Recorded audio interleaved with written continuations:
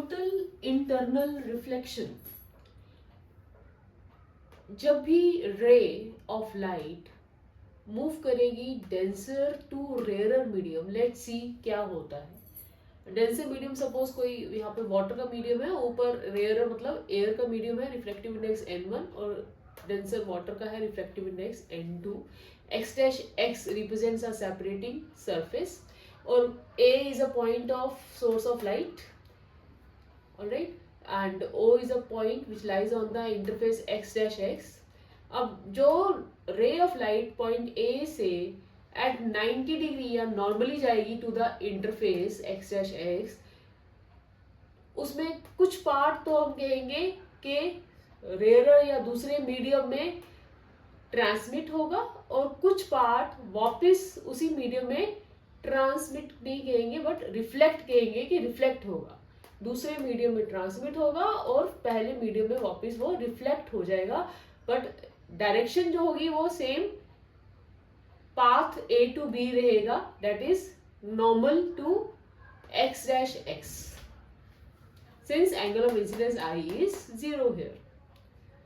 जब ray of light point A से कुछ एंगल I पर एट O1 मीट करेगी इंटरफेस को, तो भी क्या होगा, कुछ पार्ट तो उसका रिफ्रैक्ट हो जाएगा, ट्रांसमिट हो जाएगा, और बाकी पार्ट उसका रिफ्लेक्ट हो जाएगा। और जो एंगल ऑफ रिफ्रैक्शन आएगा R, that will be what, since it is moving from denser to rarer, it will bend away from the normal, या हम ये कहेंगे कि angle of refraction R will be more than angle of incidence I। Same point से अगर ray of light O2 point पे meet करेगी x dash x को, तो अगेन क्या होगा, since angle I dash I से ज्यादा हो गया, तो angle R dash will be more bending away from the normal, ठीक है। और सपोज एंगल ऑफ इंसिडेंस कुछ ऐसी वैल्यू IC पे पहुंच जाए कि ये रे नॉर्मल से अवे बेंड होते होते रिफ्रैक्टेड रे along the interface x dash x हो जाए, या हम ये कहेंगे angle of refraction R 90 degree हो जाए, तो उस सिचुएशन में क्या होगा, एज वी आर सीइंग कि जब एंगल IC हुआ तो एंगल R क्या हो गया, 90 डिग्री हो गया। इस पर्टिकुलर वैल्यू ऑफ I को हम बोलते हैं IC, that is critical angle. ये वो एंगल ऑफ इंसिडेंस है जब एंगल ऑफ रिफ्रैक्शन क्या हो जाता है, 90 डिग्री हो जाता है, मतलब जितनी भी रे ऑफ लाइट है वो ट्रांसमिट भी नहीं हो रही, रिफ्लेक्ट भी नहीं हो रही, पर वो क्या हो रहा है, that is moving along the interface x dash OX। और ये कब होता है, जब एंगल ऑफ इंसिडेंस I एक्सीड्स, और we say it is equal to IC, that is the critical angle, then angle of refraction R becomes 90 degree. But what happens if angle of incidence exceeds critical angle IC? तो उस समय हम देखेंगे कि ये रे bend होते होते अब क्या होगा, नॉर्मल से अवे बेंड होते होते भी पहले तो क्या था, थोड़ी सी बेंड हुई अवे, एंगल इंसिडेंस बढ़ा तो थोड़ी और अवे बेंड हुई, करते करते वो अलोंग द इंटरफेस हुई, और अब नेक्स्ट स्टेप क्या होगा, जब angle I more than critical angle हुआ, तो सारी की सारी रे जो है वापस फर्स्ट मीडियम डेंसर मीडियम में ही वापस रिफ्रैक्ट हो गई। और इसको हम फिनोमिना को हम क्या बोलते हैं, वी आर सेइंग कि वो वापस रिफ्रैक्ट हुई है, ऊपर फिनोमिना का नाम क्या बोलते हैं, टोटल इंटरनल रिफ्लेक्शन, कि वापस वो रिफ्लेक्ट हो गई या वापस इंटरनली रिफ्लेक्ट हो गई, एज इफ यहाँ पे कोई मिरर पड़ा हो। ऑलराइट, तो ये टोटल इंटरनल रिफ्लेक्शन का फिनोमिना कब होता है, जब एंगल of incidence exceeds critical angle.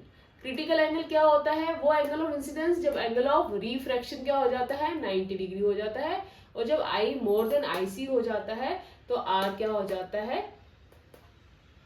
Angle R जो है, या हम ये कहेंगे it becomes totally internally reflected, the रे is reflected inside the same first medium. That means अगर हम स्नेल्स लॉ की बात करें तो स्नेल्स लॉ क्या होता है, स्नेल्स लॉ में इफ यू रिमेंबर हम क्या लिखते हैं, N12 क्या होता है, refractive index of first medium with respect to second medium. बेटा एक बात का ध्यान रखना, हम जब भी ये लिखते हैं ना 1-2 लिखना है या 2-1 लिखना है, इसका कंफ्यूजन कैसे दूर करना है, आपको रिस्पेक्ट उस मीडियम को देनी है जहां पर इंसिडेंट रे हो। जैसे कि एट प्रेजेंट हमारे पास इंसिडेंट रे कहां पर है, N2 में है, तो हम एक्सप्रेशन क्या लिखेंगे, N12, that is refractive index of first medium with respect to second medium. Respect किसको दे रहे हैं, सेकंड मीडियम में इंसिडेंट रे है, सेकंड मीडियम को विद रिस्पेक्ट टू कह रहे हैं, तो 1-2 हो गया। N12 is N1/N2 equal to sine I by sine R. अब इस एक्सप्रेशन में you put when I is IC, R angle of refraction is 90 degree, ये वैल्यू यहाँ पुट करनी है, तो we get N2 times sine IC is equal to N1 times sine of R which is 90 degree. सो इस expression से हमारे पास क्या आ गया, sine of IC is N1/N2, sine 90 degree 1 हो गया, और N12 को हम ये लिख सकते हैं, N1/N2 को we can write N12। So we get the expression या formula for critical angle, that is sin IC is N12 या which is reciprocal 1/N21, और in other words हम इसको कोसिकेंट की टर्म्स में लिखना चाहें तो 1/sin IC होता है कोसिकेंट IC, और 1/sin IC क्या हो जाएगा, N21। ठीक है। So let's take the example of total internal reflection. One is mirage. This happens in hot desert areas.